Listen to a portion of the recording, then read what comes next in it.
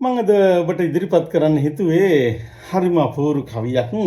මේ කවිය රචනා කරපු කවියාගේ නම නුවන් තොටවත්ත. වර්තමාන පරපුරේ ඉන්න බොහොම දක්ෂ, බොහොම දීප්තිමත් කවියෙක් නුවන් තොටවත්ත. නුවන් තොටවත්තගේ අලුත්ම කවි පොත 2025 වර්ෂයේ ප්‍රකාශයට පත් වුණු අලුත්ම කවි පොත තමයි පුරුදුපා සලකුණකි බොර වූ පොකුණ ළඟ. පුරුදුපා සලකුණකි බොර වූ පොකුණ ළඟ. පොකුණ බොර වෙලා තියෙනවා. එතනම පාසලකුණක් තියෙනවා. ඒක හඳුනනවා. ඒක දන්න පාසලකුණක්. නමත් හරිම අපූර්ව ධනිතාර්ථ දනවන නම.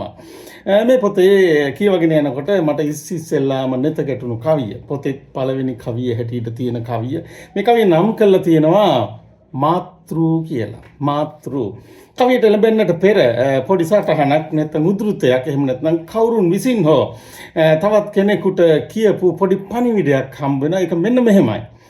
හෙට පාසලට පැමිණෙන විට දරුවා අත පවුලේ ඡායාරූපයක් එවන්න. මීට පන්ති භාර ගුරුතුමිය.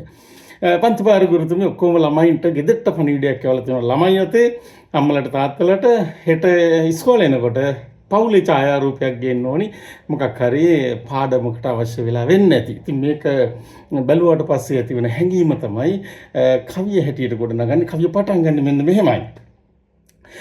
අල්මාරියේ තියන් හොරෙන් ඉඳ හිට බලන නොයන බව නොකියාම ඔහු යන්න පෙරගත්ත සන්තකයටම තියෙන එකම එක පින්තූරේ දුව අතේ එවනවා අපි තුන්දෙනා ඉන්න.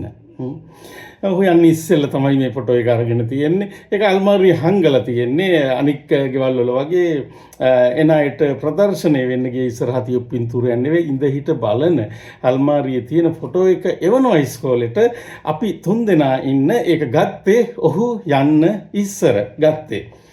කෙට්ටුවට ලස්සනට දිග කොණ්ඩෙකුත් එක්ක ඉන්න ඒ කෙල්ල මම. කෙට්ටුවට ලස්සනට දිග කොණ්ඩෙකුත් එක්ක ඉන්න ඒ කෙල්ල මම. එපා සැකයක් ගන්න. සැක හිතන්න එපා. ඔය ලස්සනට ඉන්නේ මම. ඔය කොණ්ඩේ ගොතලා බොහොම ලස්සන තරුණ ගැහැණු ළමෙක් ඉන්නේ ඒ මම. පවුලේ පින්තූරයක් වෙන්නේ කොහොමද මේක? දැන් මේක බලපු ගමන් ඒ විදිහට පවුලේ පින්තූරයක් වෙන්නේ කොහොමද මේක? සැර වෙන්න කලින් එක මොහොතකට ඉවසන්න.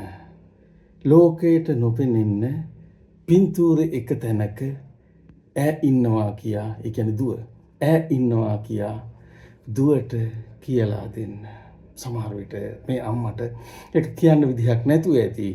පින්තූරේ දෙන්නෙක් පෙනුනට ඒ වෙනකොට දුවත් ඉන්නවා. අපිට මතක් වෙනවා දස මාසේ උරේ කත්වා. හරිම අපූර්ව ජීවිත බැඳීම්, ජීවිත ලිහිම් බැඳීම් වල තියෙනා වූ සංකීර්ණ බව, ඒවයි තියෙනා වූ පසු කතන්දර, පෙර කතන්දර මේ ඔක්කොම හරිම ලස්සනට නුවන් තොටවත්ත මේ කවිය ඇතුලේ රචනා කරලා තියෙනවා. ඉතාමත් සුන්දර කවියක්. මම කියවද්දී මට ගොඩක් දැනුණු කවියක් නිසා මම හිතුවා මේ කවිය ඔබත් එක්ක බෙදා ගන්න ඕනි කියලා.